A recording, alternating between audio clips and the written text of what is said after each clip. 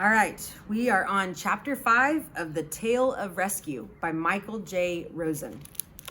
Remember that the dog had come and found the family and jumped down with them and kind of helped them to warm their hands and waited and rested a little bit, and then all of a sudden left and vanished back into the snowstorm. And so the family was left all alone in their little hole, waiting for darkness to fall and for the temperatures to plummet. Chapter 5. The cattle dog's impatient barks summoned the farmer from his bedroom. She saw his scowling face, his squinting eyes, when he yanked aside the curtain. Until that moment, she had always called the farmer from the barn, the pasture, or the corral where she needed him. But she had no coyote to report, no cow straining with a life or death birth. Now she waited 5 feet from his window, all but her head sunk beneath the snow. By the time the farmer dressed, pulled on his boots, and unlocked the back door, the healer had stationed herself beside the corral gate. She couldn't race up and back as usual to hurry the farmer to follow. So she barked and barked even as the farmer called, "That'll do." She watched his flashlight beam survey the empty fields. The farmer plodded too slowly through his backyard, but the cattle dog couldn't run her circles around him to convince him of the urgency. She couldn't dash forward and expect him to follow or leap into the farm cart as usual. He flipped on the dim barn lights. Nothing was wrong with the herd, but she couldn't deter the man from wasting time, pointing his bright circle on the ear tags of every cow and calf, even the 2 roosters, even one of the barn cats. This is a picture of him trying to check on the herd in the barn, and she's trying to convince him that there's no problem there, but he needs to follow her elsewhere. On the floor of the dry barn, she regained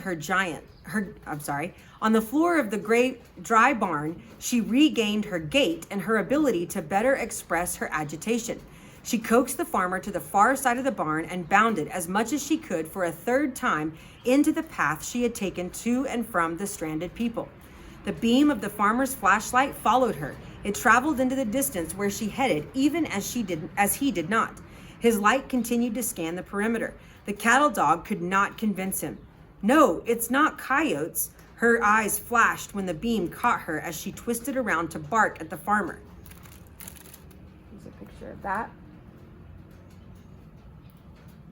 She's desperately trying to convince him to follow her into that snowstorm. Twice she returned and maneuvered behind the man to urge him forward. He couldn't take more than a few steps before stumbling. Each time she barked, he shouted more harshly, "That'll do." But she could not stop herself. She was doing what her kind does, what the man had trained her to do. Finally, he swatted her with his long flashlight. She knew it was a warning. He'd never struck her before, but the heavy light slipped from his glove and sunk into the snow 10 feet away. She could see the light torpedo through the snow and stall inches above the ground. And that's when the farmer fell silent, turned his back to the cattle dog, and marched toward the farmhouse.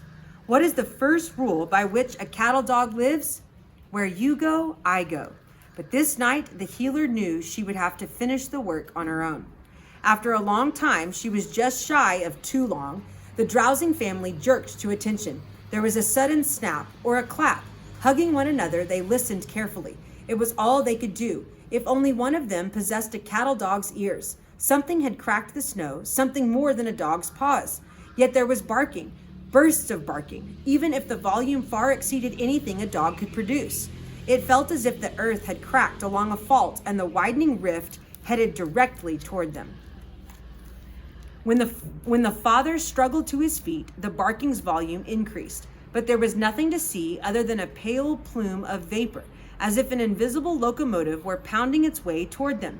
But instead of a train's blaring horn, a bellowing resounded above the barking and the crunching of ice and the crushing of snow. The father glimpsed a flash of black that was not a wind-flung umbrella. Was it a cow's face? It was. And it wasn't just one cow, but 2 cows side by side. It was 3, 4, and then 5 cows abreast, their rapid breaths clouding the air, their broad chests parting the frozen terrain like icebreakers on a ship's prow. They were a stampede, a bovine thunderstorm. You can see the picture here. The family's in the hole right here, hunkered down in the snowstorm, and then the sheepdog is getting the cows from the barn and having them come over here by the family. I wonder what she's planning on doing. The snow rumbled and boomed as if some god, suddenly angered, were sending a horrible punishment upon the land. But then the barking ceased. Then, joltingly, the herd stalled its march as if on command. To the three sets of human eyes, a black cloud, the very squall that had trapped them, had come to rest in the field not 20 yards away from the family's meager bunker. When a cow's ear flicked, there was a flash, briefer than a shooting star or a yellow ear tag. Some cows about-faced, some raised their heads and crooned like plugged tubas. A few separated from the group, but most eyes followed the cattle dog as she veered toward the family. For a second time, the dog wriggled among the family's limbs. She wound herself into a circle among their frozen parkas. Her stumpy tail, her whole black back end, waggled so hard she almost knocked the boy to the ground. The boy cloaked his arms around her head, and she washed the little of his face that wasn't cloaked with her small, warm tongue. But then she bounded back to the icy surface and barked again, staring at the three lost members of someone's herd. She backed up, barking. She rushed toward the hole again, bowed on her forelegs, and barked. She could not stop until all three humans had climbed onto the ice. The littlest one tried to shimmy across the snow on his belly. He clawed with opposite hands and feet to slide forward. The two larger ones hammered the crust. They trudged and scraped to grab their way through the snow. Once they were but a few yards from the trench the cattle had plowed, the healer ceased her barking and her backing up walk and trained her entire attention on the cattle. Now, for the third time in a day, her job was to march them, every last one, back to the barnyard. So here's a picture of the family jumping or climbing and trying to get out of that hole while she's barking at them to climb. And you can see how they're struggling in the snow to do that. And that is the end of chapter 5.